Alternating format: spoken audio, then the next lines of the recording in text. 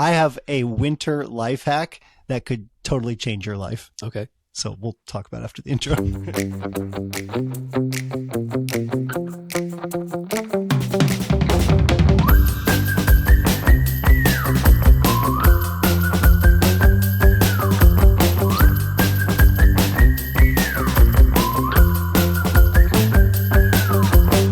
Welcome to What Do You Think of This, where we revisit the best things from our ho-ho past to let you know whether they're the best things for your ho-ho-ho future.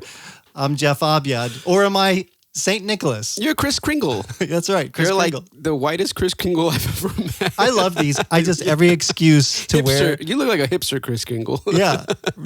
Anyway, this is Josue Escobar, everybody. Hey, peoples, what's up? We're Merry ready Christmas. For Christmas. Yeah, I don't know how muffled I'm coming across. The whiskers itch my nose. It's fine. And if little Susie pulled on this beard, it would not last. No, it would not. Oh, go ahead. Pull it.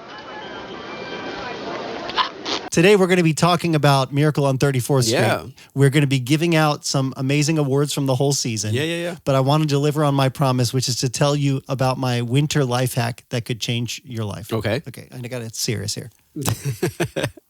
Okay. Did I mention before that I hadn't seen Miracle on 31st Street? On 34th Street? Yeah. You did. Okay, cool. You didn't see it, right? Because last time we had that discussion, then you're like, oh, no, I saw it. No. Charlie Brown. Okay. No, I hadn't seen it. Okay, no. I can't wait. So here's the thing. I get congested sometimes. We all do. So this is we? Yeah, this is where I think it could help you out. And I think the most frustrating thing when you're kind of under the weather is to go to sleep and then have to constantly do the flip over because your nose is getting stuffed on one side. And then you got to like flip over and you can't breathe. Yeah. Do you sleep with a neti pot? Yeah, I know. Neti pot is a lifesaver. Well, I use the squeeze bottle neti. It's not really a pot. It's like not a syringe, but I know what you mean. What you mean. It's a big bottle, plastic, really squishy, and then you fill it with water and this is so saline solution, and you just right up your nose, and it comes out the other side, and it's great. Disgusting and so satisfying. Liberating. Yeah. So well, liberating. no, because I sing all the time, I would often, like, if you're singing on the regular and sick, your throat goes nope, and then it goes to your nose, and then it goes to my ears. It's a whole thing. Yeah. But sinuses, I discovered that if I'm sleeping on my side and I can't get my nose to unclog, it just won't. All I do, aside from I keep water by my bed and take a good swig of water, is literally I'm laying on my side and my left nose is stuffed. I roll my shoulder back like this, just give it 10 to 30 seconds, and my nose will just slowly start to clear, and I don't know why. I'm a side sleeper, so I'll sleep like this, and I'm so mad. And some night I just discovered, and I was like, I did this, and then all of a sudden I could breathe, and now every time I wake up at night and I can't you're breathe, like stretching something in your sinuses. I just do that. So I don't know if it'll help you out, but if you are stuffy this winter season, try it. Dang. Yeah. All right, people. Either let us that or know if it worked. Get some good over-the-counter Mucinex. That's what I'm on right now. I'm feeling very chatty. Well, it's a good thing because we have a lot to say about this movie. Yes. There's a lot that we're gonna hit the movie as quick as we can so we can do the awards too. But tell me, when does Christmas officially start for you? December 24th. That's very old school. That's like Mickey and Pluto going for a Christmas tree on Christmas Eve and decorating it, which is traditional, but for you, it's a different reason. Yes, right? yeah. Because your birthday's coming up. I know, exactly. We should have put, like, with all these Christmas decorations, like a birthday hat. Birthday. Yeah, that's right. Next My year. birthday is the 21st, and Christmas can't start until after that, people. Please, for crying out loud. Don't wish Josue a Merry Christmas. When you say Happy Holidays, that includes his birthday. For 40 years, I've been given presents on the 25th to cover my birthday and Christmas. For 40 years. I mean, maybe not literally, but yes, for 40 years almost. Yeah. I've been like, oh, happy birthday. Oh, and Merry Christmas. Yeah. Can't. I don't. I just get gifts on Labor Day. That's my birthday. Yeah. Happy Labor Day. Happy Labor Day. Oh my gosh, yeah, dude. So I think Christmas definitely for me. I mean, it starts when we put the tree up, and that can be anywhere from right after Thanksgiving. Normally, right after Thanksgiving. Yeah. And this year we're gonna go cut down our own tree again. I saw that on Facebook. Yeah. Well, I, as a kid, and then as a newly married man with Amanda before we had kids, would be the guy who was like, let's get festive, let's decorate, let's whatever, Yeah. which I'm still in favor of decorations. Yeah. But I'm so tired. Like, I'm so like, there's just so much going on. Hey, your kids do it all now? Yeah. Yeah. there you go. Lucy literally texted me. She's like, hey, Dad, we were thinking about starting to set up some of the decorations. Are you okay with that, or you want us to wait? I'm like, nah, Go do for it. it. Like, I love doing it, but I love that you love doing it, and Yeah. I'm happy to see it set up, and I didn't have to do it. That's awesome. I just got to get on the ladder and hang the lights outside. Yeah. Remember All right. when we cut down our trees I do. together? Dude, that was crazy. I still own the saw. Not the saw from cutting down the tree, the saw from cutting the stump after we got it home and realized it's too big for the house. That show was so I giant. didn't own a saw, and I had to go to Home Depot and lay the trunk of the tree across my living room railing and saw the bottom off. Yep. That thing was enormous. Good times. And then, like, the kids happened, and we're like, okay, we don't have no time for this. No, I now mean, we're yeah. going to do it again because the kids are older, and why They'll not? remember it. That's fun. Our fake Christmas tree last year was on its last leg or Oh, last limb. Last limb. Yeah. So we're retiring it this year. Are you going to trash Do it? it away, actually. Yeah, Oh, we you do trashed like a it last year. ceremony? Oh, that's right. Ezra- yeah, I remember talking about that because you're like, we're going to maybe have to buy a new tree. Ezra definitely wish we had a ceremony. So Oh, he was really he's very sentimental. He hates getting rid of things. Yeah. He just has this like gentle heart towards like yeah. I don't know. I get it. Nostalgia, I guess, for whatever. But Weird. He should be on what the I podcast. what I did was we put it in the box. We taped it all up, and we all wrote "I love you, tree" on the box. Oh, that you did do something. Yeah, we did. Yeah. So we needed the ceremony for Ezra, and I played bagpipes on the phone. Was it a bagpipe Christmas carol? No, it was the one you hear at funerals. I like that. And we Elizabeth and I walked it out. I bet there's an album of bagpipe Christmas carols. There probably and I is. think I want to find it so that way anytime we retire Christmas decorations, we can play that because I think this is a really good tradition that I want to start. That would be hilarious to listen to or hear. Yeah. It is funny. So yeah, some of the best things about Christmas are finding your old decorations, pulling them out and going, oh, I remember when we got this. Or, you've had it around for so long. My sister had this stuffed elf. We called him Elfie that would just last in our house for years. What's your earliest Christmas memory?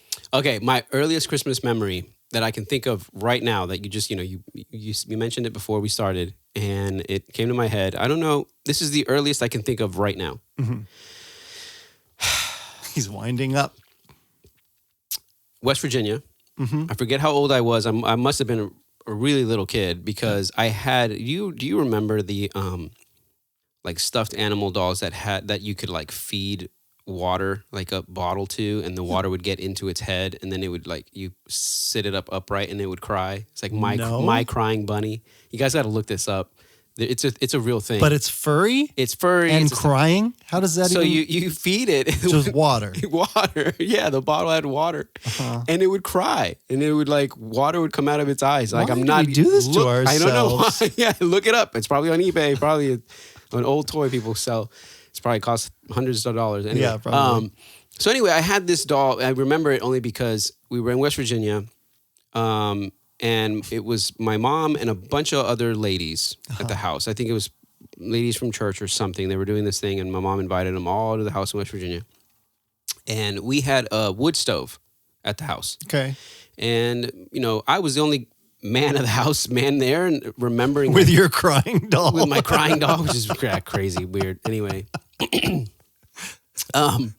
Hard freaking doll. I'd get into fights with my brothers and use the doll to try to hit them and it would hurt. Anyway, you hold that thing from the think it's a bunny cute ears little and then toy. just, It's a weapon. It's a weapon. So my mom and these ladies are trying to get the wood stuff going. And I'm telling my mom, Mom, that's way too much newspaper in the wood stove. That's way too much. You guys, that's not the way Dad does it. I'm remembering this. I'm like, this is not the way my dad does it. Okay. And they get the fire going, the wood stove going. And I think you're supposed to, anyway, something happened. We had to leave. Mm-hmm. We left. I left we left my doll there. I think we went on a walk. We left. With the house. stove on, burning. Yeah, with the stove Okay. burning, which is fine. I mean, it helps heat the house up too. Yep. We get back and the whole house is enveloped in smoke. Just so much smoke, right? My mom panics. She calls Uncle Billy, who lives down the road. And he gets the fire department there, all this other stuff. And I'm looking, I'm like freaking out because I'm thinking, oh, our house is burning down. And I'm seeing the bunny sitting on the couch. You can see it. I can see it just sitting there enveloped in smoke. And there's no flames. It's just, okay, so we get the fire department there. This one guy who's big and fat and a white beard. From the fire department. He's on our roof. Unbelievable. Everyone's like, you see that? That's Santa. He's helping save your house. And I'm like, I don't know, guys. And this is what Santa That's how does. he was going to try and get in to stop the fire. And you're like, that's a wood stove. You can't get down that. Well, they're on the roof opening up like little vents that are built to the house to let the smoke out of the house, which is, I didn't even know we had, but apparently they build houses like this. Anyway. And they're going, yeah, that's Santa. This is what Santa does when he's not in the North Pole. Like, they were trying to just deceive me. And I started to believe it because they were like, you want to get on the roof of your own house? Because at this point, they know that nothing's burning. It's just all of the freaking paper in the wood stove is just smoking like crazy. The whole house smells like burnt newspaper. Yeah. My bunny smelled like he survived. A wood stove. Yeah, he survived, but he smelled like smoke for the rest of the time I had him. I remember that. And they put me up on the roof, and then you went on the roof. Yeah, they put me on the roof, and then the fat jolly guy with the white beard is like, "I'm Santa. I'm Santa," and I just helped your house, and I'm like, you can't be Santa. Like, there's no way. And it's like that was around Christmas time. It was I think we were only a couple of weeks away from the actual 25th because it was cold out. And anyway, that is like my earliest Christmas, or I guess my Santa memory that I have. My earliest Christmas memories, besides getting reprimanded in the mall watching Home Alone that we talked about last time, I think we talked about this last year. My mom, we had Santa would come to our house on Christmas Eve, and he would, the kids would sit on his lap, and he would ask us about the year and whatever. He would bring some presents in, and he looked suspiciously like my mom's cousin Michael, who we never really saw except for occasional events. So we knew, of course, it wasn't him, because why would he come to our Christmas, of course, And so, but he always drank a Diet Coke. And one year his eyebrow fell off. You guys freak out? Yeah. We were like, but as a kid, when you're like, oh, at the minute you start pointing out something suspicious, then your whole Christmas is on the line, because Christmas might not come. So we believe. Well, speaking of belief, so we're going to get into this movie. We're talking about Miracle on 34th Street, the 1947 version. And listen to this intro. Miracle on 34th Street, right? Yeah, that's the movie. So it's a movie about a guy who says that he is Santa Claus, and there is a group of people that don't believe that he is Santa Claus, and they put him on trial to see if he's crazy or not, because they want to put him in an institution. It turns out that there's a miracle during the trial where all the letters for Santa are delivered to the courtroom, and at that point in time, the judge decides that, hey, he's good to go, that he's not crazy. My favorite part about the movie is actually the very beginning, when Kris Kringle replaces a stand-in Santa Claus because it hit the bottle too hard. Did you watch the mini one or the long one? The full-length feature film. What do you mean the mini one? There's a small version of it. Yeah, it's not as good. It's not. No. No, because Amanda and I tried to look it up a couple of years ago to watch it, and whatever streaming service, that was the one that came up, and I was like, some of these lines are the same, but this doesn't feel right. Yeah. It's not. It's not the right one. That's not good. So you didn't watch that one, did you? After the fact, I went and glanced at it. Yeah. So, yeah. I watched the real one. Yeah. Okay. But you never watched this movie before? I had never seen it before. Have you heard of it? Oh, yeah. A bunch of times. Have you seen any other version of it? Like the newer one? Okay. Nope. It was very similar to me to what's that one movie where they're trying to get people like New York, I guess, to believe in Santa? The Santa Claus? Was it? Is that an Elf? Oh, Elf. That's Elf. Yeah. It was like it reminded me of Elf a little bit. I want to talk about that because there are some themes, and I wonder if they exist in all iterations of Santa Claus, or maybe we just talk about it. But it is that feeling of here's Santa. There's some form of skepticism. Yeah. You as a viewer go, oh, they're like, I can't even let my kids watch this. They're just straight up saying there's no Santa. But wait, it kind of flips on its head. Because even like with Tim Allen, the Santa Claus is kind of like that. Like all these things, they point out all the tropes and why you shouldn't believe in Santa. But then you go, oh, you get kind of a peek and go, oh, wait a second. But it is still real. Like they kind of explain your excuses away. Yeah. Mm-hmm. So I don't know if this was the first movie to do that, but it's definitely an early one. It might have been. I mean, yeah, it almost made me feel like, okay, Santa is definitely a fairy. Because like, anywhere somebody says they don't believe in fairies, there's a fairy that drops dead, and Santa's kind of the same way. If people don't believe in him, he dies? Pretty much. What are you talking about? I mean, not in this movie. Not in this movie, but I was like, you watched a different version. But all the other Santas, if nobody believes in him, his power goes away. He just slowly fades. Well, his sleigh certainly doesn't fly through New York City. That's right. Well, this movie came out in 1947. Black and white. Black and white. In fact, that was Clark's first. We put it on, and he didn't know because the thumbnail is in color. And his first comment, it's in black and white.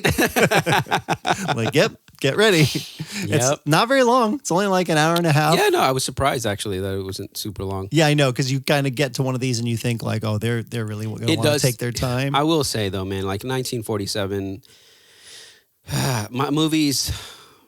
Not that I didn't like the movie, but it felt long. The pacing is different. The pacing is different, and there's portions of it where you're just like, okay, let's move the dialogue along faster, but.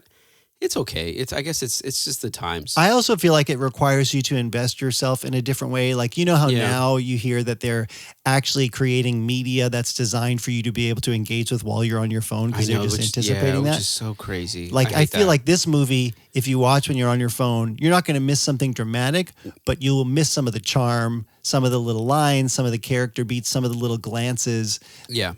That stuff is built in a very deliberate but slower pace. Yeah, for sure. It reminds me that, hey, I've been watching things and my attention span has gotten shorter. Oh, yeah. And that's not necessarily a good thing, Mm-hmm. Going back and watching something like this, one of the things I guess I'll say is that I thought it was just very, very sweet. Mm-hmm. It's a very sweet movie.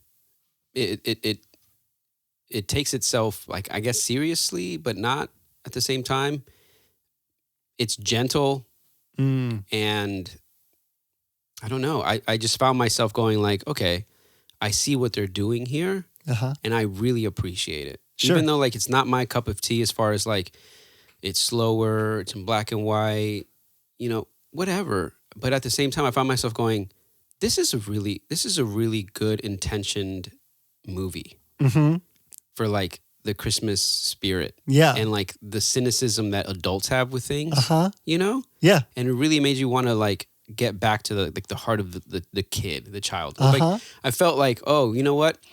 The mom telling the little girl to be very logical, it could be detrimental to like what kids really are and should be. Right. Yeah. Okay. I like where we're going here. Okay. Well, let me say the quick facts that I pulled, besides the fact that we already talked about the length and 20th Century Fox. Yeah. In black and white with the searchlights, was that this movie is widely like beloved, which doesn't necessarily mean you're going to love it. Yeah. Like, in our house with, what's the other one that Amanda hates? It's a Wonderful Life. Oh, yeah. And it's got that courtroom drama in it where you're like, I don't know. I think it's a hard sell if you told a kid and you tried to explain to them what was going on, whatever. But it won, I think, 3 Academy Awards. Wow. And the guy who played Kris Kringle, Edmund Gwenn, won an Oscar for this. Wow. Okay. So it definitely has some character to it. So explain to us, set up what we walk into this story. What is it about? And then I'm going to use my quotable quotes game to just kind of walk us through the full plot. Yeah. I mean, if I had to like, describe this movie to somebody, which is really crazy because like before this movie, I really thought something about 34th Street would be like the real thing about the movie. But honestly, I don't know if I lost it or not, but I don't know where the heck the 34th Street came from. That's where Macy's is. Oh, well, see, I think they glance over that so fast that it didn't really matter to me. But the way I would describe this to somebody is Santa Claus is a sweet old man who walks among us. Who walks among us. Who's just a regular. I didn't get the vibe he always does, but he is now in this movie. In this movie, yes. In this movie, he is just, another normal citizen in New York who walks and talks as if everybody will get and understand him as being Kris Kringle. Like it's not a surprise. Why are you surprised that I know, the lineup of how my reindeer should be laid out in the display window? You've got it backwards. Yeah. Open the door. He's so matter of fact, like as if this was like, it should be common knowledge that, Santa Claus is a real person. And he interacts with different people, and he finally interacts with the daughter of one of the main characters, Susan, who has been told that Santa isn't real. And now his like little objective before Christmas comes is to have this little girl reestablish her faith and belief in Santa Claus. Yes. And at the same time, there are adults also that need to be reminded that Santa Claus is real. Yes. And in the process, real people think he is really insane, an old man who has lost his mind and he needs help. I forget how, but they have this big court case. Yeah, we can talk more about it when we get to the how full they plot. get to that portion of it. But basically, it is how does one side prove that Santa is not real and that this person is senile, and how does the other side prove that he is real? Which is crazy. Which is something like if you was on you to prove that Santa Claus is real, how would you do that? Oh my gosh. You don't know. So I like what you said there in the way that you summed it up. The one quote that I pulled to kind of put us into our quotable quotes round that you don't need to necessarily name was one that Kris Kringle says to Doris, who's the mother of the little girl. Yeah. So like you said, this girl, Susan, is raised to be very practical because her mom's got kind of a scarred past. Yeah, she's a divorced lady. Yeah. And you can tell in some of the conversations the way it plays out that, she's really projecting some of the things she's been through onto her daughter to protect her. And so raising her not to have high expectations for things that are going to be crushed. Does that sound familiar, people? I mean, what's going on around today? The universal story. So Santa, or Kris Kringle says to her, he says, Christmas isn't just a day. And I feel like this is good to summarize the whole movie. Christmas isn't just a day, it's a frame of mind. Yeah. And that's what's been changing. And he said, that's why I'm glad I'm here. Maybe I can do something about it. And he specifically says, you are my test case. This is like a small microcosm of the larger problem. And if I can win you over, there's still hope. If not, then I guess I'm done. That's crazy. Says. Yeah. Okay, so I'm going to give you some of these quotes, and this will be a shorter movie conversation, like we said. You just have to name where the quote came from in the movie, and we can talk about how that came about. So here's my first one. Well, it's cold outside. A man's got to do something to keep warm. Oh, that's the drunk Santa on the Macy's Day Parade. He's well, it's cold outside. He says the same thing twice. Yeah. So Santa, we were introduced to Santa walking in New York, and he gets to the Macy's Day Parade. So this is Thanksgiving Day. And he's just there as like a spectator. Yeah, a spectator. But then he sees Santa, and he's up there with his whip, kind of messing around, not doing very well. And he's like, well, let me show you how to do it right. And he's cracking that whip in the middle of the street. I'm like, you're going to hurt somebody. Well, not, it's all not Kris Kringle. And is this where it's all in the wrist? I don't know if he's the first one to say it. It's all in the hips. And he's like, see? It's all in the wrist. And he's like, why, sir, are you drunk? Yeah, there's that I smell alcohol on your breath because he says something to him. Yeah. And he's just drunk and he's on the disgraceful. side. Yeah. Oh my gosh. Then he was like, who's in charge, And that's how he meets, what's her name? Doris. That's how he meets Doris. Because she's in charge of the Macy's Day Parade. The character introductions in this movie were done very well. Like you said, his setup, meeting the store clerk with the reindeer thing, and engaging, with this Santa Claus. So immediately this old man is like, you're basically being told through this interaction, this old man believes that he is the Santa Claus. And he's just really nonchalant about it. Like, hey, man, Prancer wouldn't be there, and what's he say? Anyway, one of them Dasher, he leads the sleigh, or he's whatever. Yeah, and and he has 4 points on his horns, not 3. Right. That's right. So come on, and it's like, what? This old man's crazy. Yeah, it is, and I like the way that they set it up, and they don't answer the question for you; they just present it. Yep. Mm-hmm. And then it leads you to Doris, who's running the whole Macy's parade. This is on Thanksgiving, so Santa is the last float, as most of us in America know, in the Macy's parade. And so she's like running all these logistics. Yeah. And then he comes to talk to her and she's like, why aren't you dressed up? And oh, sorry, I confused you for somebody else. And he's like, well, your Santa is, intoxicated. Yeah. And she's like, what? Yep. And so she has to go there and deal with it. But she asks him, she says, he's also insulted because he's supposed to be representing him. Yeah. To all the kids. To all the kids. Yeah. And then she asks him, well, would you mind just jumping in, in his place? And he says the line that I never caught as a kid, which I think is intentional. And I don't even know the word if I wrote it down right. But he's like, oh, I'm not in the habit of representing a spurious Santa Claus. Madam, I am not in the habit of substituting for spurious Santa Claus. It's some word that meant I'm not in the habit of presenting myself as a fake Santa. Oh. So he was kind of against the idea of showing up in a realm of Santa Claus where he's not the real Santa. Oh, yeah. But that's clever. And then with, of course, this... And she didn't reply to that? She didn't bat an eye to that statement? Huh. No, nobody does in this movie. That's what happens. They just kind of shake off whatever he said as like, I must have misunderstood. Yeah. That's funny. So it cuts over, though, after that, because she goes to walk home. And this reminded me, because my mom used to live in New York City, and she was saying, like, oh, I remember when they would have the parade, and I would have to just get to work, and you have to find your way in. And you could see that on Doris's face. Like, she goes to get into their apartment, and she's just like, I'm just done. Yeah. And then... That's cool. And then this quote comes up. Sometimes people grow very large, but that's abnormal. That's Susan to the lawyer. What's his name? Yeah, Fred Gailey? Yeah, Mr. Fred Gailey. Yeah, Mr. Gailey. Mr. Gailey, yeah. Yeah, her daughter Susan is sitting next door in the apartment watching the parade. Yep, from the window. With Fred. Yeah, with the neighbor. Yeah, which you find out is a setup. Oh, yeah, because he's totally into her. Yeah, and they're very clear about that up front. Like, he's really, like, loves the little girl and likes engaging with her, but specifically said, like, when Doris comes over, like, oh, well, I've heard that, the best way to get to meet the mom is to get to know the daughter. So even though I'm very fond of her, I was really wanting to meet you. And she's like, dang, that's a good line. Let me get some more coffee. She barely drank any of that coffee with one sugar. And then he gets himself invited over for Thanksgiving dinner to the girl. It was all set up. Mr. Gailey, would you come over for Thanksgiving? Did I ask it right? Yeah, very cute. And again, a lot of knowing glances there. And then, meanwhile, Kris Kringle, because he was a Santa in the parade, gets the job of being Santa at Macy's. At Macy's, yeah. Because is it Macy himself who's like, oh, that's the best Santa? I think, else? Or was it Mr. Shellhammer, who's the guy that Doris kind of works with? Okay, yeah, that's right. I think Macy told him. Yeah. Yeah. You had the best Santa, so let's hire him. Mm-hmm. And what is he?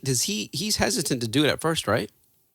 I don't remember if he was hesitant to be Santa at Macy's. At Macy's, yeah. They were hesitant once they found out that he was recommending people go to other stores. Yeah.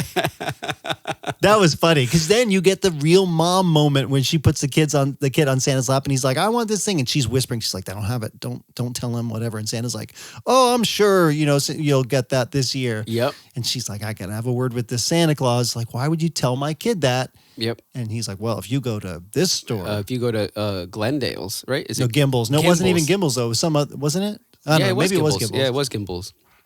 If you go to Gimbel's, I'm sure they still have them. And she's like, why would you recommend me go to somewhere else? Like Macy's worker telling me to go to a competitor? Like, what kind of game are you playing here? Yeah. And I thought she was I don't know why she was getting really upset about that. I think you were supposed to, as a viewer, feel like, oh, she's like, I think she just didn't understand. Yeah, but then she goes up to the guy, with Mr.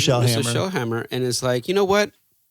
Good on you guys for doing that. And he's getting ready to fire him because he found out what's going on. He's like, he told Santa or Kris Kringle, I want you to push these toys, make sure we sell this stuff. And that's your job. No, I'm going to push what's the benefit of the kid. Yeah, which is, again, really, really wonderful. And I love, like, when they start getting the vibe that he believes he is Santa Claus, and they start, like, kind of looking into it and realizing, okay, well, if we are going to hire him, we need to have him see whatever that guy's name is. I can't remember, Mr. Sawyer. Yeah. But she looks up his employment card. Yeah.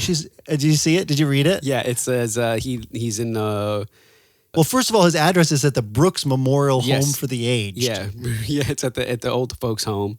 And then it says, like, he's from the North Pole. Place, North Pole. And then his name is Kris Kringle. Date of birth, as old as my tongue and a little bit older than my teeth. That's right. And his next of kin are the reindeer. That's right. That's so crazy. Dasher. I mean, did you notice, though, that in these movies, they go to the card, right? Mm-hmm. And it's literally just a picture. Yeah. And the audio kind of changes as it background noise. Yeah, exactly. Because it's not them actually filming them holding the card. Right. It's just a freeze frame, which I thought was... They don't do that anymore. No, for a good reason. It would kind of take you out of it. It does. Yeah. It's like, huh? Because they really want you to, Yeah, it's intentional. How about this quote? But maybe he's only a little crazy, like painters or composers or some of those men in Washington. Yeah. That was Mr. Hammer? Yeah, Shellhammer. Shellhammer.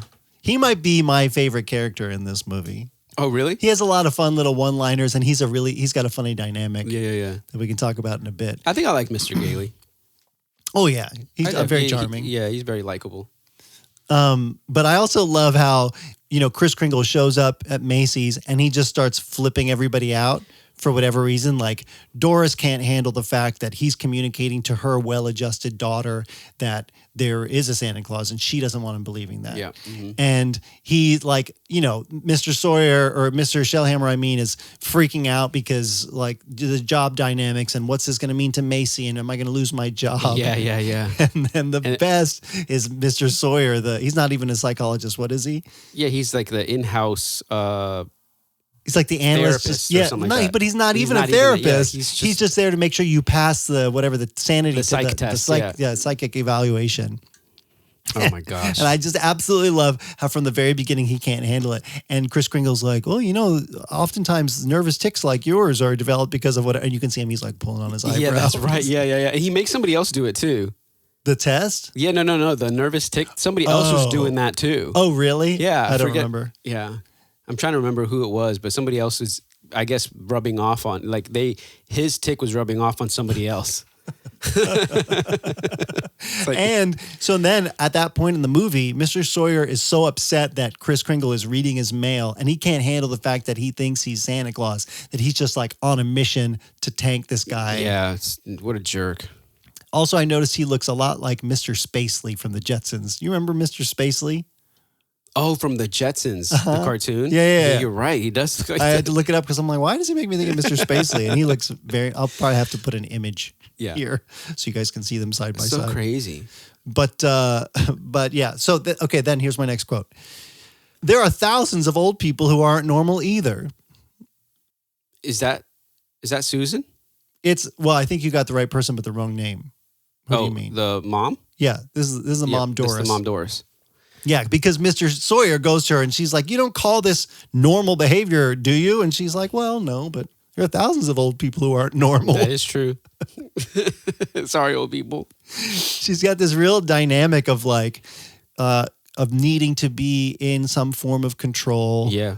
And belief is just not something for her because she's, like you said, she's been divorced. She's got this history. She's sort of lost that childlike dreaminess. Yeah, and Mr. Gailey, she gets upset at Mr. Gailey when Susan first meets Santa Claus. Yeah, because he took her to meet Santa. Yeah. This whole time, it's hard to know for Gailey, like, how much is intentional and then how much is just him being innocent, because he's similar to Kris Kringle in that he's just enjoying the magic of whatever's around him. And he's, as it all plays out, enjoying the moments. Like when he was trying to set up the girl to ask him to dinner, he's making kind of these eyes and he's Santa. Oh, I'm going to take her. He's just a very sweet man. Yeah. It's so funny. One of my favorite parts was the surprise. I felt surprised that Macy was down for what Santa Claus was doing, of recommending to go to another store. Yeah, but because he realized that painted him in like a good light. Yeah, a very good light. I mean, I think that's okay. I mean, I know that's kind of like selfish to be like, oh, I'll make more profit this way, but it's also a good way of making more profit because you're also like putting the people first. Like we're going to be known as the store for the people, and people will love us for it because we don't come across as just for us profits, and right. Even though it does, and he says it, he's like, even though it brings more profit to it, you know what I mean? It's like, it's good for them, but it's also good for us. And I think that's okay. I mean, I was surprised. I thought he was going to be like, I hate it. I only wanted it to be for us. Like that's fire. He was immediately on the side of Kris Kringle immediately, which is like kind of, he reminded me a little of like Walt Disney in that sense, where Walt Disney is like this adult, but he cares more about the childhood experience than he does the adults, the cynicism of the adults, or like the lack of faith from adults. I don't know. He just seemed very, in that moment, very Disney-esque to me. Yeah. Well, and in fact, and that's the magic of Kris Kringle as a character. You put him in a scenario and all of a sudden everything around him like starts coming alive, like Peter Pan when he got back to Neverland, Yeah. It's like everybody starts going back to like, oh, wow, this is what it was. This is what Christmas was really about. Yeah. But it also repairs the relationship, or not that it was broken, but Macy and Gimbal are competitors. Yeah. And these are the actual men who founded the stores. And now they're both doing this, sending people to each other. And then they end up kind of creating a bond or a relationship. We have the biggest stores and the biggest store. There's still that like innocent, like friendly, competitive nature, which is, man, like that was one of those things where I felt like I wish the world was still a little bit like that today. Yeah. Well, and that's what this movie is. It's like you can create these kind of spaces. Yeah. If you just lay down some of these things that you were so, intent on controlling. That'll preach. And just release it. And in fact, because when they bring in, so this Mr. Sawyer reaches out to the guy who's the old folks home. That's right. Doctor or whatever. I forget his name. I don't remember it either. But they bring him in and he kind of explains, well, yeah, Kris believes he's Santa Claus, but he's not really doing anybody any harm. And if he was, we would do something about it. So then as an adult viewer, you start going, oh, okay, this is just a man who thinks he's Santa, but he's being like Santa in a way that makes everybody happy. So let's just let him alone. And so right there in those two characters, you get the two sides of Christmas. Yeah. The like, I'm okay with Christmas spirit and I'm crazy cynical and I don't like this. So let's fight against it, and who's going to win? Yeah. I just like when Kris Kringle hit the guy on the head. Oh my gosh. Yeah. And that's what kind of gets him in trouble. Yeah. He couldn't handle that Mr. Sawyer was now spreading his toxicity to Albert. What's the guy's name? Alfred? Fred? What's the guy's name that works at Macy's? I think it's a weird name. Albert. I want to say Albert. Alfred? It's Alfred, but Alfred. Alfred. I don't know. But that kid, the non-psychologist told him because he likes to dress up like Santa and gives gifts to kids, he's got some sort of repressed childhood trauma that he needs to give up and be more serious. And so it made him obviously sad.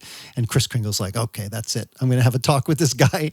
He's like, these types of people only respond to one kind of communication, or I don't know what he says, but then he just hits him on the head. Yep.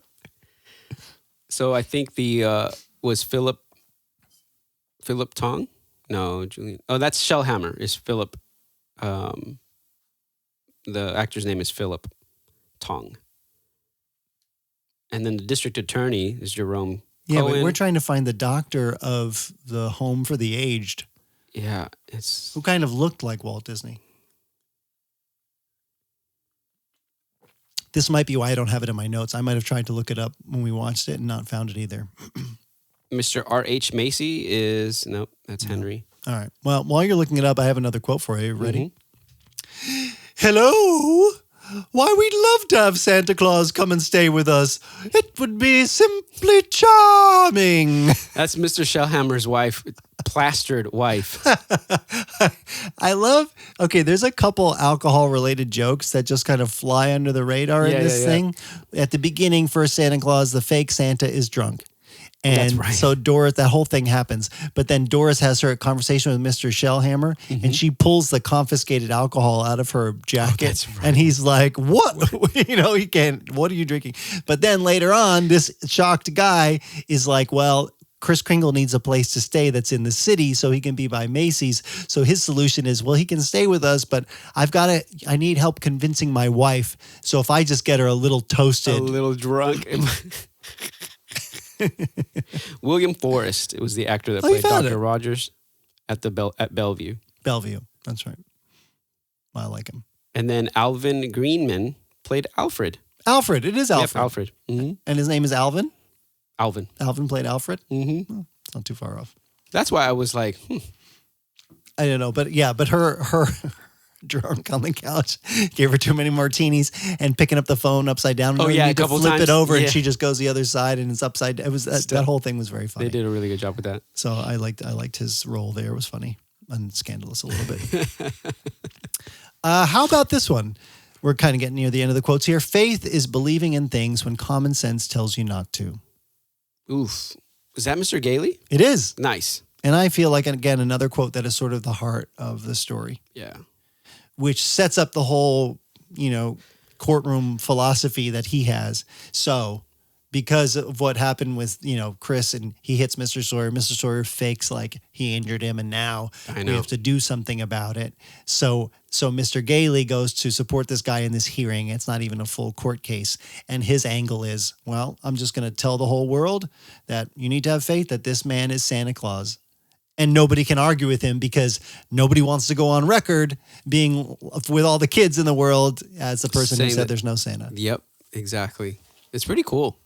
So it's a really cool setup or a situation, Yeah. I liked the court stuff because it really made you think, and I like all the back and forth between the district attorney, or was it the district attorney or like the judge and the His politician. guy giving him advice. The guy from I Love Lucy that plays Fred. Yeah, the politician who's like, hey, listen, like if you do this, your career is over. Yeah, you want to run for political office, and if you go on record against Santa Claus and putting this guy away, there's no way. There's no way. Gonna vote for you. No one's going to vote for you. The kids are. You're going to be the judge that destroys Santa Claus and Christmas for every single kid. So he gets put into a corner too, where he can't. Well, yeah, and so now the judge is like, either this guy can prove without a doubt that he's Santa and get me off the hook, or I have to do like my job and agree with the guy who's saying this. There's no way this can be Santa. I love that they put his kid on the stand. Oh, the lawyer, the other guy. Yeah. That's really good. It's really, and at the end, he's like, I gotta go get that football helmet. Yeah. Yeah. Hey, Santa, don't forget my football helmet. And there's a couple times too that I just found funny as speak of editing where like, I don't remember if it was Macy or the judge or maybe both, where they're like thinking about what will happen. And then you kind of see the montage in their head of what's gonna, I don't know, just the editing of that. I thought was very funny when they go to think. And like you said about cutting to the picture, they're like thinking. And then all of a sudden you're seeing video footage of what's happening in their mind. Yeah. That's so funny. Now, one of the things so the way the movie kind of, I don't know, not wraps up, but one of the things that happens is they finally get to a point where, you can totally believe that this is Santa because it's an innocent thing to believe in, right? But they're like, well, hey man, like we're in a court, we need real proof. I don't have real proof that he's not, but he hasn't also shown proof that he is. So is this an open and shut case? Like you have to rule against that he isn't because he hasn't proven. Which brings me to my next quote for you. Go. Hey, here's a new one. I seen him write to Santa Claus, North Pole, South Pole, and every other place. Here's a kid writes, Kris Kringle, New York County Courthouse. Can you beat that? Yeah, and the guy's like, well, yeah, that's because they're trying Santa right now. And she's like, really? This is the guy in the post office. In the post office, and so... Did you recognize who the actor is? No. He's a young version, so you probably wouldn't unless you're looking for it, of Grandpa Joe from Willy Wonka and the Chocolate Factory. Oh, really? Uh-huh. Oh, dang. It's crazy. I didn't know Wait, that. the post office guy or the guy in charge? The guy who says that quote that's in the mailroom? Yeah. He's got this small little role, and Dang. if you know it, and you wow, he's just a young version of him. Whoa. Yeah, that's cool. That's really cool. But yeah, I thought that was an interesting thought into, I don't know, people with good intentions or good people, because he immediately thought, oh, you know what? Since there is a trial, let's send all these, we've got all these bags and bags full of like Mail for Santa from kids. Let's do something funny and kill two birds with one stone. Pretty much. Yeah. I mean, it made me immediately think, oh, these guys are on the side of Santa. Oh, Even though they probably are like, he's probably a senile old man, but why not help him out? Yeah. And also save ourselves all this storage. Exactly. Again, another one of those things where it's like, okay, we could do the good thing, but it also benefits us. Yeah. It's like, what? And I love how they're like, okay, do you have any evidence at all? It's like, I've got 3 letters, 1, 2, and 3, and it's like, yeah, but that's just 3 letters, even though he already set it up that if a federal department, a department of the federal government acknowledges somebody as that thing. Yeah, it's on an official, they officially delivered the post to this place. Yes. And they're a government institution, so that must mean thereby that they believe this is Santa. Yes, and that it is real and it's justified. Which is ridiculous, yeah, but works in this movie. It works in this movie, but it is kind of true. It's a federal, if you get mail from the federal government. Yeah, but you're going to let a post office worker determine the fate of this court. True. Well, not just a post office worker, but thousands of letters. Yeah, but it was just Grandpa Joe that made the decision, or whoever, That's true. That's true. So he says, put them right here. If you have more of them, I want to see it all. Are you sure? I want all of it right here now. Really? Yeah. Oh, all right. You asked for Which it. sets you up. And it was like, open the doors. They come in with the bags of mail to dump on top of the dozens judge. of bags of mail, and it's like, all right, well, that's it. If the post office says so, then you must be Santa. That technicality, got him off the hook or proved it. Okay, here's my final quote for you. I believe. It's silly, but I believe. Susan. Mm-hmm. Yep. So her whole plot up to this point throughout the movie is she's got this realism that's been built into her because of her mother. Yep. But she's seeing Kris Kringle as Santa, like he's talking to singing to that kid in Dutch, or the way he seems to know certain things, or his beard is real, or whatever. And she says, "Okay, here's my test." It's like Gideon with a fleece, except a much bigger fleece. She's like, "I want this house." Oh my goodness! Yep. And he's like, "Oh, I mean, you understand? I couldn't fulfill every kid's wish like that. Some kids wish for an airplane or whatever. And it's like, well, if you don't do it, you're not Santa Claus." And he's like, "Well, I'll give it a go." Yep. And so she gets presents, but there's no house. Yeah, very disappointing. So she's fine. And that's like, you think it's the end of the movie, kind of, because you have this party. Alfred is dressed up as Santa again. The court case is over, resolved. Yeah. But she goes to the tree and she's looking for gifts. And she still is like, okay, fine, I'm going to try to continue to believe. And I don't know what it was. What were they doing that they were in the car driving to some address? I don't remember. I can't remember. I can't remember either. Didn't Santa Claus send them there? Did he send them to that house? No, they just drove by it. Are you sure? Yeah, they were on their way somewhere else. And she's in the back doing her, I believe. And then she looks up and she says, "Stop." Yep. Mm-hmm. And they hit the brakes and she just runs out of the car into some strange house. Yeah, they're like, "What are you doing?" And it's for sale, though. The house is for sale. Yeah. And I guess this was Mr. Gailey's way of proposing. Yeah, which I think he had the intention of doing, but he didn't know anything about this house. Yeah. And so they're there. Like, it's just like I the room remembered. Or I'm going to run outside and see if there's a swing. And there is a swing. And they're all like, and he's like, I guess we got to buy a house. And then because they're both on the fence too, where like even Doris had this turn of when Susan wrote a letter to Kris Kringle and she does a little PS of like, Yes, oh, yeah, I believe in you too. Yeah. Yep. So you see her heart's turning, but she's like still a practical adult. Like, I believe, but then they step into this circumstance that was weird. Like, it wasn't specifically told to them. Nobody could have known they would have driven that way, that this house would be for sale. And it's the exact, and they step in there and it's kind of end in this moment of like. And then there's the cane at the fireplace. Yep. Yeah. Kris Kringle's cane. Kris and Kringle like, forgot his fire. That couldn't be his cane, could it? I didn't see. Was he limping around? He did have someone he hit Mr. Sawyer on the head with. Mm-hmm. Yeah, without it. I'm just saying at the party, was he limping around? Yeah, I don't know. And that's, I mean, and then they kiss, and then there's happily ever after. Yeah. Pretty crazy. It's pretty crazy. Santa Claus is real, y'all. A very, very magical ending. I will say, when I was looking up the child actress of Susan, I uncovered a dark corner of the internet. Oh, no. I know. Do you want to know? She grew up to be, her name is Natalie Wood, and she was a big star in Hollywood. So because I looked up her IMDb. Yeah. And because I'm like, this little girl is great. She's very cute. She's endearing. And she's the only one who has IMDb with a picture in color. Yeah, but the picture in color is not current. And I was like, oh, when that usually means she died at 43 years old. No. And she didn't just, like, you're like, oh, why would somebody like this pass away so early? And apparently there's a whole mystery surrounding it. Really? Yeah. So she was on a yacht one night, and her husband is a man named Robert Wagner. And the other person on the yacht was also in a movie that she was acting in at the time, none other than Christopher Walken. And she's on the yacht this night, and then they discover the next day that she's not there. They find her, she had drowned. Oh.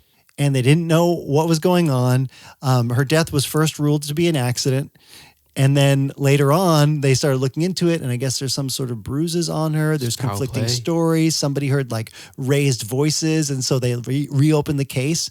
And jeez, there's a lot, I guess, apparently that they still never figured out about the night, and to this day, nobody knows exactly what happened. Kris Kringle came back. She betrayed him. Oh my gosh, it's a whole other movie. But I was like, oh no, I didn't want to know that. Man, sometimes reality is crazier than fiction. Yeah. But I love in the movie her like the entire time her sort of adult behavior from a kid's mind, skeptical but like curious attitude. Yeah, I thought was really good. Yeah, it was really, I think everybody acting was really good. You get that sense that people are playing, are acting like they would on stage. Like stage actors would a little bit. Yeah. But I think it works. It works in this type of style format. Yeah. Okay, so when we talk about what we think of this, I have a couple questions for you. I mean, you have this kind of Christmas movie element of commercialism versus sincerity, which I feel like comes up in Christmas movies, and like childhood wonder versus adult practicality and stuff that I feel like works. But my question is, how did it play in your household? Like, did your kids watch this? No, I mean, so it's been really hard to sit down with the kids and watch stuff because everybody's doing their own thing, and it feels just like time is running out. But I know I will sit down and watch this with the kids. But my impression is going to be that they will enjoy it because it's not very kiddie. Mm-hmm. It has like a kid, definitely like a kid type of vibe. Because we're talking about Santa Claus and stuff, but it's not dumbed down for kids, right? You know what I mean? I think, and I don't know about other people's kids, but I think my kids really appreciate or can really catch like the adult stuff. Yeah, talking about kid stuff. Yeah, and I think Santa Claus or Kris Kringle in this movie is so likable that they're gonna feel for him. Like, what a great actor! Because genuinely likable. Yeah, genuinely likable, and people. I think the kids will be like, "What the heck? Why are they doing this to him?" Yeah, they come in with a kid perspective. Exactly. Do you think black and white helps this movie? No. I mean, I don't know. I guess it is what it was at the time. It is what. Yeah, I think if it was in color, I think it would make it seem a little more dynamic. You think so? Well, yeah, because you kind of lack the colors of Christmas, like the reds, the vibrant reds, the greens, the white, like against the white. That stuff, I think it really helps sell Christmas. I agree with you. I feel like I could watch this movie. So there was a portion of me that forgot that this movie took place after Thanksgiving. Yeah. The only times I remember that this thing took place in Christmas was when he was in the store and kids were coming to like, but the whole court and everything. Yeah. Until they said something about like, it's Christmas Eve and we all want to get home. I was like, oh yeah, that's right. This is Christmas. It's something about, I feel like I could watch this at any time of the year. Because like Christmas wasn't necessarily an afterthought. I think it did a really good job of what his first statement was that Christmas is a state of mind, not just a moment in time. I agree with you with that. Technically the movie is a state of mind. Mm-hmm. You could watch it at any given moment.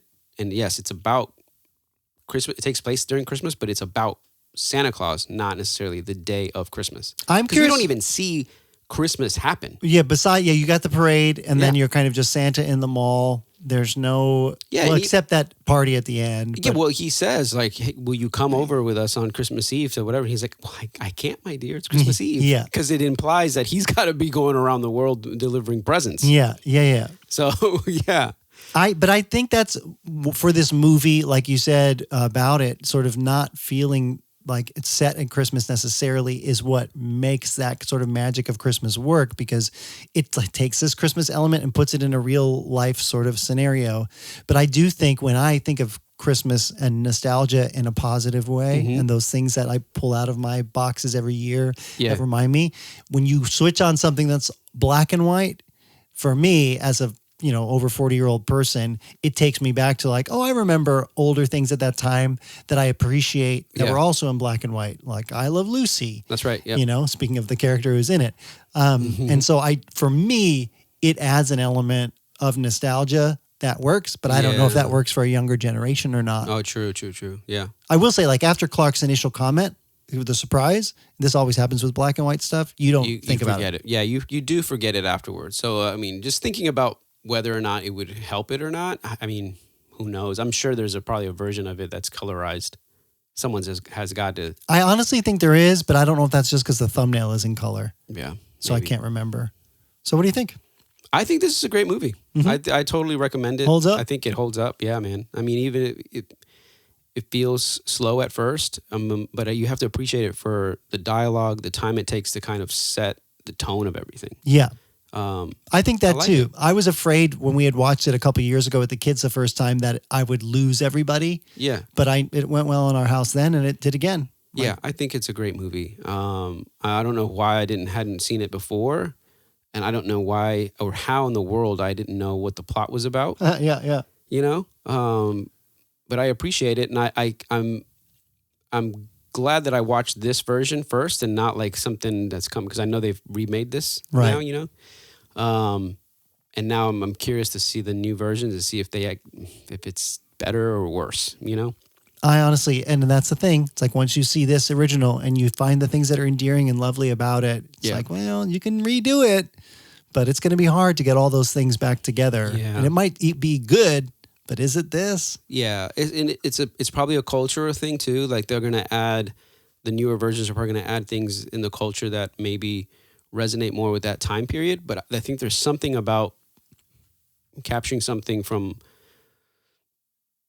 a long time ago that was unique for their time and honest, that will kind of has this endearing thing about it that we have to kind of remember, even though our culture has changed.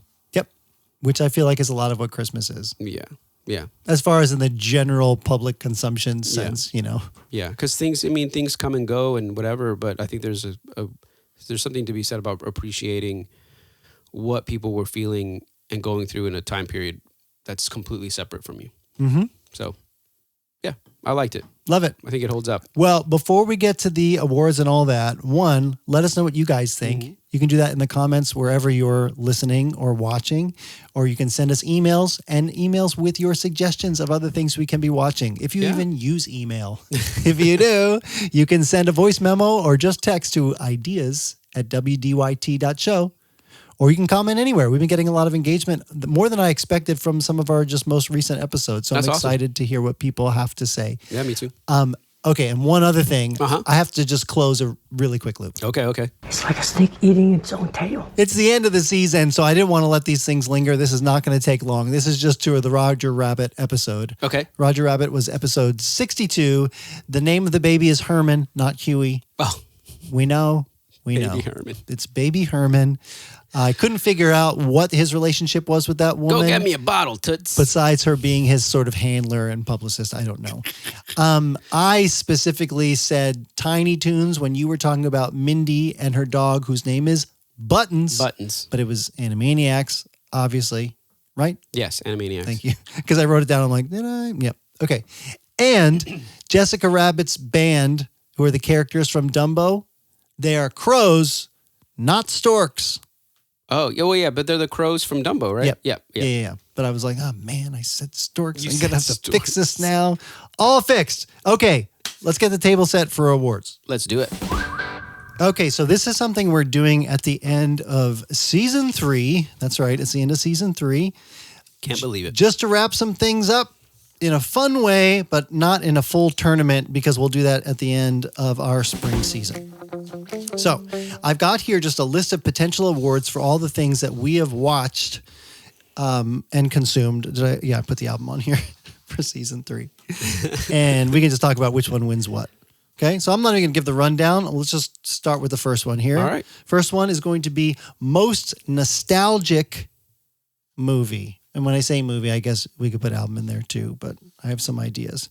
So based on the list of things we just watched, I'm going to say the things I'm looking at are either Charlie Brown, Home Alone, Hook, or 34th Street.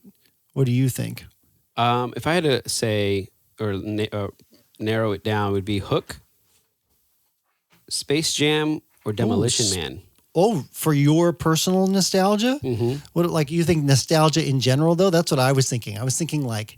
Nostalgia in general. Oh, like you mean like people's like culture nostalgia? Yeah, like if I was going to say on this that's what list... I was going to ask you. Are we going personal or like global? Well, a little bit of both. But if we're going to award something the most nostalgic... I think Hook might be it. Yeah, we both kind of hit it. Peter Pan. I know, yeah. Peter Pan, Robin Williams, 90s. It's so magical. Give us a squitch. Give us a little squinch. There are people out there who don't like that movie. Really? I can't believe it. They have no souls. I'm honestly like, I guess you could pick it apart. So I came into it loving it so much that I'm not sure, but I'm happy with that. Yeah. So Hook wins? Yeah. Dang. We got a whole list of things to go through here. We don't have time to question our judgment. All right. Okay. What was your biggest surprise rewatch? I think, honestly, it was Space Jam. Oh, really? Why? I was surprised that I was going to like it as much as I did, even after so much All time. this time later? Yeah, it was good. Oh, okay. I agree. It was good. I was expecting to like it. My biggest surprise was Casper. What do you mean? Oh, how bad it was? I was just so like, what is this? Did I ever see this? Yeah, I guess you're right on that one, too. Why is he so handsome as a boy? I don't remember it being that bad. Why is Judging Amy coming out of the wall? Why is everybody dying in such morbid but supposedly funny ways? Yeah, I would say that, too. Okay. I think that one wins as far as the surprised. Like, and we got to speculate here. We got to say or be clear about it was surprisingly bad. Oh, if you just like need a bummer of a movie to watch and kind of make fun of. Oh, like what in the world happened there? Christina Ricci, you think, oh, it's going to be, Yeah. Nope, it was terrible. Yeah, not that there's people I don't love and respect in that. I don't know about love, but. Okay, best villain antagonist, talking about Casper, whatever that woman's name was. I can't remember. I wouldn't call her the best. She was villainous for Yeah, she was sure. villainous for sure. I think, I want to say was it Simon Phoenix? Dude, I just wrote down Demolition Man. Demolition Man, yeah. Demolition Man. Wesley Snipes in Demolition Man. What's my boggle? I mean, yeah, I'm looking at the rest of these. Mr. Sawyer from Miracle on 34th Street. Yeah, but he wasn't like... Honorable mention, but put him in a room with Wesley Snipes. He'll hit him on the head. Princess Bride. What's his face? Was the bad guy? Oh, yeah, Vincini, yeah. You told me to go back to the beginning. So I went back to the beginning. But yeah, that inconceivable can kind of wear on you a little bit. Yeah, for sure. More than the Wesley Snipes with his action sound effects. Okay, cool. All right, funniest scene. Funniest scene. If I think about what really made me laugh, Who Framed Roger Rabbit is set up to make you laugh, but I don't know that it actually had something that was... I think Home Alone for me. Oh, man. Yeah. Some of that. Are we talking about the house break-in? The house break-in, for sure. Yeah, really for funniest. Yeah, I mean, the for me, it's always been the tarantula. Yeah, you said that. The Marv. What are you going to do? Marv, don't move. Good. And then he gets back up and goes, how would you like it? You get hit by a freaking crowbar. It's just... Very good. It's got to be. That's making me laugh right now. I'm writing it down. Home Alone. That's great. Okay. How about heartwarming? The one we talked about today was very heartwarming. Oh, dude. Yeah, I think, since hadn't seen before Miracle on 34th Street, that was super heartwarming. I mean, the other contender for me is Hook, but I think this one, I don't know if it's because we just watched it, but like you said, it's just such a sweet. The only thing that would make me feel like, okay, heartwarming in Hook would be when he discovers that his happy thought is his son. I believe in you. You know what I mean? You are the pain. And I don't know if that's like heartwarming as more as like it is like a tearjerker. Yeah. Or like, pulling on your heartstrings, but Miracle on 31st Street. Peter Pan's my dad. Peter Pan's got kids? Yeah. Oh, there really you are, Peter. And when he's all dressed up as Peter Pan and then he just grabs his kid's hands. That's just very cute. So are we saying Hook then? No, I still feel like 34th Street for this season feels like if I was going to pick my heartwarming pick. I think so too. But speaking of Hook and others, best soundtrack. I mean, Home Alone, though, has some heartwarming stuff on it, too, at the end when he gets back to with his mom. And it's true, but that family is so mean to each other that it's like, okay. Look what you did, you little jerk. So, yeah, not as much. Soundtrack, I'm going to eliminate Princess Bride for that. I'm going to go Hook. It's hard, John Williams, but also... See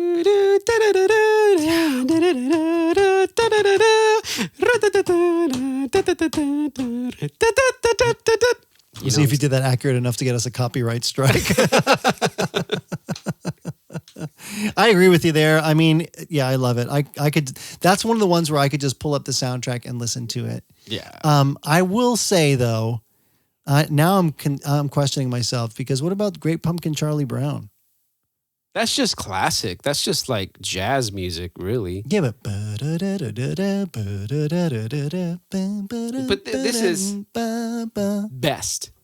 I would put John Williams stuff over that guy's stuff any day. I just want to throw it out there that I really enjoy the Vince Guaraldi trio. Speaking of Christmas time, favorite character. Okay, this is one where I feel like I can maybe consider more of the Princess Bride. Well, so many good characters in that one. You don't think Casper was a good character? Get out of here with Casper. So annoying. With Fezzik is great, but John Spartan? Inigo. No, he's not my favorite character. He was fun. Selena Kyle? No, not Selena Kyle. What's her name? Selena? No, not Selena. We didn't even talk about Selena. I know. Yeah, that's not going to win at all. What?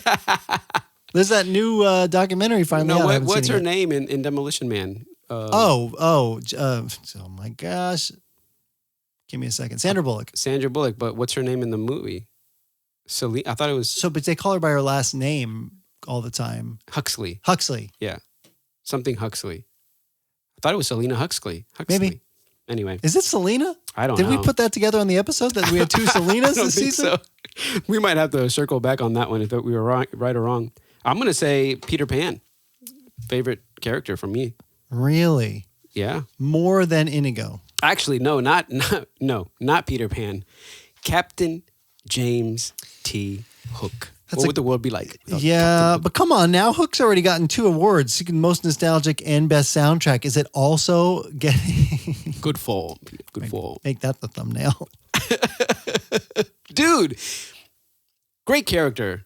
He's great. Actor, villain too was really great. But I mean, come on, man. He was awesome. Are you kidding me? Okay, but can we talk about what about no, Christopher Lloyd wasn't my favorite. And what about Kevin McAllister?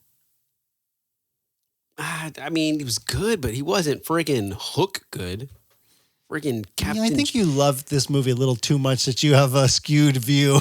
Rufio. I love Hook, but not. Come on. Rufio. I mean, he was such a great. I mean, as far as an actor, like okay, if you had to give it to one of these other ones, if I had to give it to somebody else, I would say, what's his name from Who Framed Roger Rabbit? He was a great character. Bob Hoskins, yeah, the PI. How did I already forget his name? His brother got killed by a cartoon, and then he had to start trusting a cartoon. Yeah, but he's not my favorite character in that movie. I mean, I like the tunes more than him. Betty Boop. Other than that, I would say my favorite character is probably Simon Felix from Demolition Man. Can't pick him. We already gave him an award. How about Bugs Bunny in Space Jam? Yeah, he's a great character. Who's the best character in Space Jam? Lola Bunny. No. Yeah. Or Charlie Brown. Snoopy. Oh, Snoopy's great. I love Snoopy. And he is a character. Mm-hmm. Well, maybe we should give it to Snoopy. All right. I'm just going to go on the record, think Captain James T. Hook. We know. All right. Most quotable? Oh, did we do that already? Nope. I wrote it on the wrong line. Most quotable. Okay, it's The Princess Bride. How could it be anything else? There are so many quotes from The Princess Bride. Yeah, for you. As you wish. Inconceivable. My name is Inigo Montoya. You killed my father. Prepare to die. Yeah, I guess you're right. I mean, I can quote a bunch of Hook stuff. Yeah, but most quotable, like you don't hear people as just far as quoting people? Hook out in the street. I don't hear anybody quoting Princess Bride. What anymore? Other than when I come here. Yeah, I don't quote it all the time. My wife doesn't quote it all the time, and she likes that movie. Yeah, but she would. All right, fine. Princess Bride wins. Well, because I don't think it would be anything else. It's not Casper. Best hidden gem. Oof. Okay. Hidden? I would have said Leon Patillo. I was really hoping you were going to like that. Nah. You did not enjoy it, but I loved revisiting it, and I would do it again. What other... I don't know if Selena honestly, is a hidden gem. Miracle on 31st Street for me was a hidden gem. Yeah, that's hard if it's different for both of us. I hadn't seen it before, so for me it was like definitely one of those things that was out there, but I just never, for some reason... Hidden for you, yeah. Hidden for me. But one of the most beloved movies of all time. And that's why I feel like Selena too. Like I can't really respond in that way because everybody knows it and loves it. I think a lot of people... It's got to be Casper. No. Space Jam? Now, everybody knows about that. Everybody knows Space Jam is great, don't they? Yeah. Same with Home Alone. We had a lot of winners this year. Yeah. Princess Bride. I mean, I think the general public might be surprised about Demolition Man if they haven't seen it, but I don't think that has as wide appeal. I think Charlie Brown, The Great Pumpkin, Charlie Brown, everybody knows. Yeah. So it's Leon Patillo. I guess it is, but it's not really a gem, though. Oh, it's a gem. I think it's a piece of coal. You must believe. You must believe in him. I think it's a piece of coal that has the potential of being a diamond if it was just done better. If it was just good. Just like you wanted Miracle on 34th Street to be in color, I think you just got to absorb Patillo for what it is and just learn to love it. Oh, gosh. That's a tough one. You got to give it another listen. That's a long mountain to climb. Best on-screen duo. Oh, I think freaking Michael Jordan and Bugs Bunny. Okay. Yeah. That's great. That's great. Space Jam. I don't know what I'm going to do with this list. I'm going to print it out and we're going to get trophies and just put them on the shelf. Most unexpected emotional moment. Unexpected. You're not going to have this. Leon Patillo was that for me, which is why I suggested it. What? I just didn't. It just really took me back. Like I really did have a moment with that where I'm like, yeah, Leon, the songs really encouraged me. I was in a season. I'm like, man, I needed this right now. Huh. Princess Bride, not so much. Demolition Man, dude. You know, when they wanted to. You're joking. When? In the apartment. No, what? Get out of here with that. He was totally like, what is going on here? I don't I want to do the hunka chunka. No. Could you imagine the emotion of just being like, wait, what? We don't need to get into it. I don't remember really getting super emotional with Roger Rabbit. Nope. You said it with Home Alone, that moment with Kevin and the old man Marley. Oh, yeah, that's right. That was unexpected. Yeah, in the church. Yeah. That was really good because it was like what you'd talked about it, how it was what he had gone through with his mom, that old man had gone through with his son. Yeah. Yeah, I like that. Yeah, me too. Home Alone. All right, now here's a best visual effects. I mean Casper, for sure. I mean, come on. They're eating and it's going through their bodies. They're trapped in a box. Or no, wait. In a vacuum cleaner. Come on. Best bless your heart for your try at visual effects. I mean, that one's going to be up to, I think, Hook. What Space Jam. visual effects do you like in Hook? Well, one of the best ones, the biggest ones, is him flying through the sky. Yep. And his shadow hitting the clouds. Mm-hmm. Like that is a technological feat in that time period too, because you're talking computer graphics, the way they did that. How do they do that? Practically, he's really in the air because he's on strings, but then he's not. Those clouds aren't really there. He's not really casting a shadow. Mm-hmm. All of that kind of stuff. That's visual effects wise. I mean, the only other people doing this type of thing is going to be Space Jam. Oh, and Roger Rabbit. Actually, Who Framed Roger Rabbit. We talked about that. The realism, the practical. The practical with the cartoons, the creativeness of making the sets. You know, they were on a set, you know, on a second level with guys underneath doing things to make the penguins hold the trays, like all of that kind of stuff. So I would say Hook, Space Jam, or Who Framed Roger Rabbit. Marv stepping on that nail in Home Alone. Barefooted. I like that for Roger Rabbit because I think so too, yeah. The magic of that movie and why it works for me and always has is real life interacting with tunes that look like tunes. Yeah. It's really, really good. Yeah. Okay, let's do that. Roger Rabbit. Okay, most relatable movie. Casper. You never interacted with ghosts? I hate how you keep bringing this up. Real sore spot for me. It sat on a lighthouse in Maine in my shorts. You mean talking your dad to doesn't a move dead you from like 10-year-old boy? You mean your dad doesn't move you from school to school when you were a kid? Like how many times? Every 2 months. Yeah. Kid for the Mighty Ducks. Trying to fun make of contact with your dead wife. Floating on the dance floor with your spooky, handsome ghost. No, thank you. What about Selena? It's not relatable. I don't think it's... Isn't that what makes her Selena, her being a person of the people, but also a star? Isn't that why the people love her? I'm just trying to give her a win here. I don't... Because otherwise we're going to have to bring back Most Epic Adventure. No. I mean, I almost want to say Home Alone, but because we've all been kind of in those situations probably where we've been like left behind or, you know, home alone or like lost in the mall. Yeah. Or Hook. Or Miracle on 31st Street. You can relate to like losing that kid imagination thing and growing up and going back to like the basics of just like the magic of being a kid. Or Demolition Man, you wake up, 20 years in the future and you're like, everything I knew is different. That's never happened before. I was really trying to meet you there. I'm like, no. Oh, anything relatable in Charlie Brown is Halloween special? Trick-or-treating? Trick-or-treating, yeah, for sure. Pumpkin carving. Belief, it's another one about belief. And yeah. Do we still hold on to those?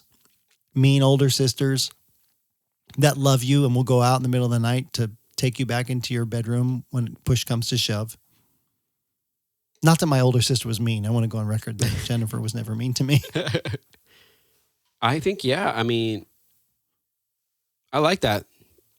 Check. Yeah, because we've all done the Halloween thing, dressing up, going out with your friends. It's relatable. Okay, so it would be either Great Pumpkin or Hook, right? No. Wait, is that what you said? I thought you said Hook. Home Alone. Home Alone. Sorry, that's what you said. I just assumed you said Hook. Family dynamics. I mean, everyone deals with family dynamics. I don't deal with family dynamics like that. Well, I mean, differently though, but yeah. I guess more as an adult, I can project myself into it. But as a kid, I never in my life did I ever think this family is relatable. You know what I mean? My family just wasn't like that personally. Yeah, for sure. Yeah. But you never had like, in-laws coming in to have, spending some time at home. Yeah, totally. Yeah. But family get-togethers. The Arabs are different. They're sure, but like, as a family going to the plane and doing all that stuff. And nope. No. Did you? Yeah, one time. Yeah. Going to get on the plane with the family to go to El Salvador or something like that. Oh yeah, I've never been on a trip on a plane with my extended family. Well, it wasn't extended family, but yeah, you're right. I like Charlie Brown for this then. Right. Either that or 34th, but Charlie Brown is okay. I mean, the Miracle on 31st Street, we can all relate to kind of being the adult going, yeah, Santa's not real. It's true. I guess I would pick that more. I was leaning towards Charlie Brown only to give him a win, but we already got both of those. Mm-hmm. Heartwarming and relatable. Yeah. Miracle? So which one? You want that one? I want Miracle. Okay, well, Merry Christmas, everybody, and happy birthday, Josue. Miracle on 34th Street. Wins most relatable. Now, before we give the ultimate award, which is our 2025, well, just season 3 favorite, Selena didn't make it on this list. And I feel like we owe it to the fans, even though, I was fine with it, but can appreciate it, to relook at this and say, is there something where she takes the cake here? Should we have given her a fair shot at most nostalgic? Maybe best villain. Freaking the lady who killed her, dude. But not, not more than Wesley Snipes. I mean, she killed a beloved freaking real person. Yeah. That's pretty messed up over money laundering. Not money laundering, but like theft. Over theft. Yolanda versus Simon Phoenix. Simon Phoenix, who was a fictional character, or Yolanda, who spent, 34 years in jail? How about we give best villain to Simon Phoenix, but best antagonist to Yolanda? Or best antagonist to him? I don't know. I just saw that it was best villain / antagonist, and I thought maybe we could take advantage because they're both awful. Yeah, exactly. He's awful in a way that would never happen, and you can appreciate because of how ridiculous it is. She's awful in a way that you're like, I can't believe this person did this. Yeah, exactly. Yeah, over something so futile or so stupid. Trivial. Yeah. Okay. Season 3 favorite. Are you just going to say Hook? Let me tell you the ones that I enjoyed revisiting the most. I always enjoy watching The Princess Bride. Mm-hmm. Hook is always delightful to me. I enjoyed going back to Space Jam, but I'm not going to put that on the top of my list. I enjoyed Demolition Man a lot because I haven't seen that in years. Mm-hmm. So those 3 for me so far. Which ones? Princess Bride, Hook, Demolition Man. when I think about this season, like going back to watch something. I really loved a lot of these. Like I always love Home Alone every year. I had fun with Home Alone more than I thought I would. Yeah. I agree. Demolition Man, Hook was some of my favorites. I guess I would say I also enjoyed watching Space Jam. Time to get up. And then The Miracle on 31st Street, since I hadn't watched it before, it's new to me. I really enjoyed it. So so it's I would say we're up against. So you picked Home Alone also? No, you didn't pick Home Alone, right? But I agree. It was a great one to come back to. But I revisit it a lot. You picked Demolition Man and Hook as well, and Princess Bride. Yeah, I really enjoy The Princess Bride. But if I'm saying the best, I would pick Hook over The Princess Bride. So we both agree Hook, and then we both said Demolition Man. Yep. And then which would you pick between Home Alone and Miracle on 34th? They're very different. They're very different, yeah. We've got to pick one in the end. So just this season, we're not saying this is like necessarily better. But. I would say Home Alone. Okay. So between those three. Well, Hook, Demolition Man, Home Alone. I watch Home Alone so often that I know it. Well, I mean, I feel like it comes up probably once a year or every other year or something. I've seen it a lot. And Hook, I've seen a lot. So both of those I came in knowing I would love. Demolition Man, I knew I liked as a kid. Yeah. And then coming back to it, it was really fun to re-experience that. Yeah. So that's where I'm leaning. You're leaning towards Demolition Man? Mm-hmm. Man. Which is funny because if you're going to say like my top 5 movies or something, I wouldn't necessarily put it on it. But it was a good time. All right, I think I'm going to break all my rules here and say Casper should win. Shut up. Sorry, folks, we're not coming back for season 4. We can't come to terms with how terrible Casper is. All right, I guess. I mean, I hate to say this, but I guess Demolition Man wins. Because I had a good time watching it too, and I've watched Hook, and I appreciate and love Hook for sure. But I hadn't seen Demolition Man in a long, long time, and I was like, this is funnier than I remembered, and there's so much in here that's crazy. Yeah. That I'm like, politically speaking, like the dynamics still work. Wesley Snipes did a great job being crazy sadistic, and he was ridiculous, like the outfit and the hair, you know? So, yeah. Demolition Man. Yep. Season 3 favorite episode / film, Demolition Demo Man. Sorry, ladies. I don't think they mind. Well, I was talking to somebody about getting more female perspective on the podcast because we've had some great female guests in here. So I'm looking forward to thinking of more of our female friends that we can drag in and watch movies together with. Yeah, and Sandra Bullock was great. She was wonderful. Yeah, there you go. There's a lady in that. I feel like you're conceding. But for our podcast, I enjoyed that. Let us know, guys, what you think. What was your favorite? I want to know whether it's your favorite thing that we watched out of that list or just favorite episode this season, because I did enjoy talking about Demolition Man quite a bit. Yeah, it was awesome. It was a lot of fun. Okay, well, before we go on break here, is there anything that we need or want to tease for season 4 that's going to be coming back in January? Just a bunch of wacky guys.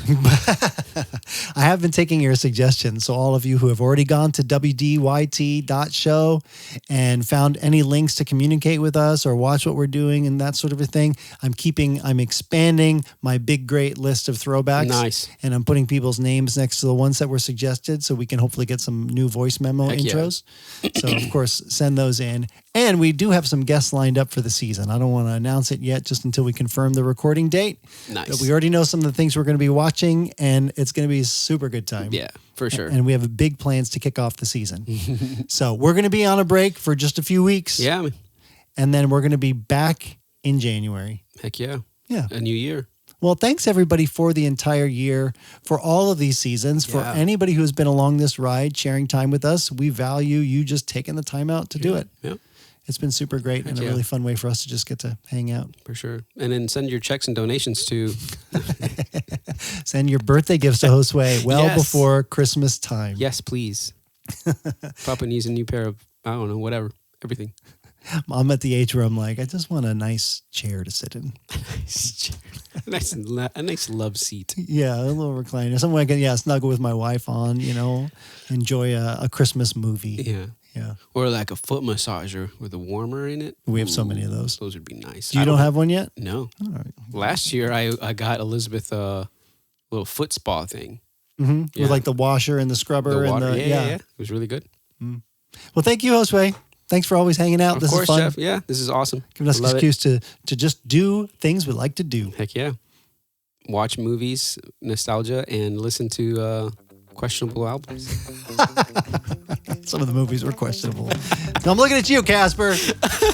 All right, everybody. Can't wait to talk to you next year and Merry next Christmas, season. everybody, and Happy New Year. And Happy New Year and happy birthday, Josue. Thank you. On What Do You Think of This? Peace out. Bye.